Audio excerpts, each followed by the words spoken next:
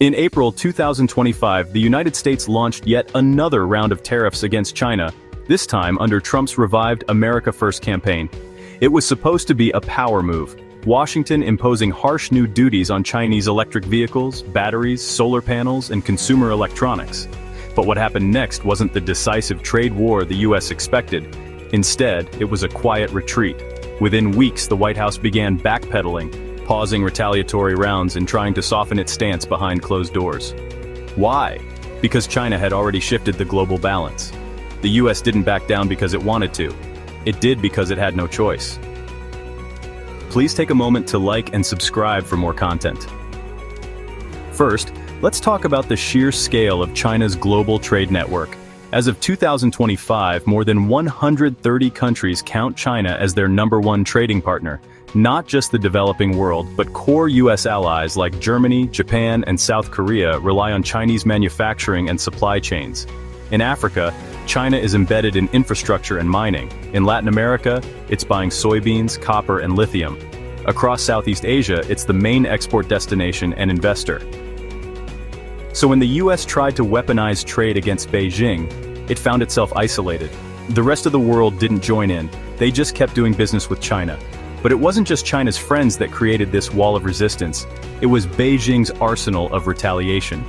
Immediately after the April 2nd tariffs, China struck back with laser focus. It reimposed duties on U.S. agricultural goods, soybeans, corn, pork, targeting key American swing states like Iowa, Ohio, and Wisconsin. These were the same farmers Trump once claimed he'd protect. And to make matters worse, China also limited the export of rare earth elements, critical materials the U.S. depends on for fighter jets, missile systems, and electric vehicles. When China turns off the tap, the Pentagon feels it. China also began selling off U.S. Treasury bonds, just a small amount, but enough to rattle markets. Bond yields jumped, the dollar stumbled, and Wall Street took notice. U.S. corporations began panicking. Tech giants like Apple, Intel, and Tesla sounded the alarm. Tariffs would raise costs, disrupt supply chains, and hurt innovation. The U.S. Chamber of Commerce issued formal letters to the White House urging de-escalation. At the same time, retail titans like Walmart warned that consumers would see higher prices almost immediately. Tariffs might sound tough in speeches, but in practice, they meant inflation, lost jobs, and political backlash. Meanwhile, China wasn't just retaliating, it was building deeper alliances. BRICS, once seen as a diplomatic sideshow, had transformed. In 2024, the bloc expanded, adding Saudi Arabia, Iran, Egypt, and Brazil into its core. By 2025, China had solidified itself as the leader of this alternative economic order. These countries weren't condemning China, they were working with it. Brazil began accepting yuan for agricultural exports. Saudi Arabia inked a yuan-denominated oil deal. Russia increased military tech trade with China. The global south didn't flinch. They saw China as a stabilizer, while the U.S. looked like the one stirring chaos. Even Europe defied Washington's expectations. The U.S. assumed its NATO allies would fall in line, but Germany and France refused to support new tariffs. In fact, Berlin doubled down on green tech partnerships with China, while French President Macron warned publicly against a new Cold War. European leaders knew one thing clearly: hurting China would mean hurting their own economies.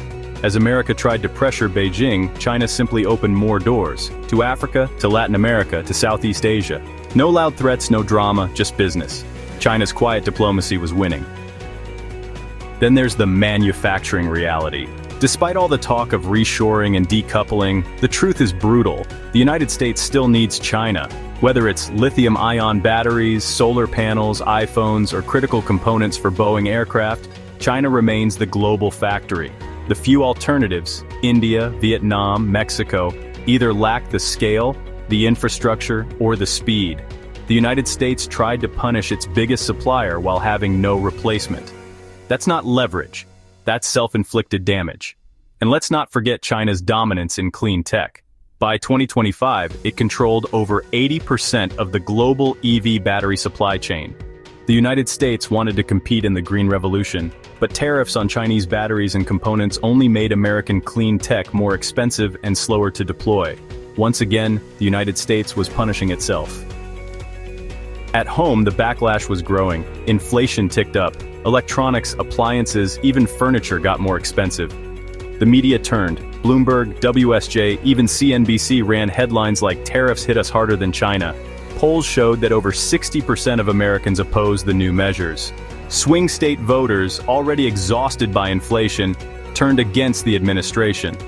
Faced with political damage and economic consequences, Washington had to hit the brakes. Behind all of this was China's calm, calculated leadership.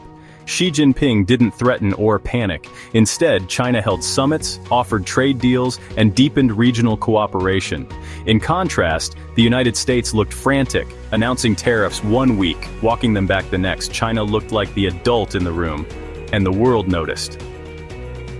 And while the West was focused on confrontation, China launched major cross-border pilots of its Digital Yuan. By mid-2025, trade settlements using the ECNY had surged in the UAE, Pakistan, and parts of Southeast Asia. That meant China was starting to sidestep SWIFT and the dollar entirely, reducing Washington's ability to impose financial sanctions or apply leverage. With more countries accepting and holding yuan, the US dollar's dominance quietly slipped. At the same time, China elevated its image with the world through diplomacy. In May 2025, Beijing hosted rare peace talks involving Russia, Ukraine-aligned mediators, and neutral countries. While the US was stuck in a tariff spiral, China was presenting itself as the grown-up in the room, the mediator, the global leader.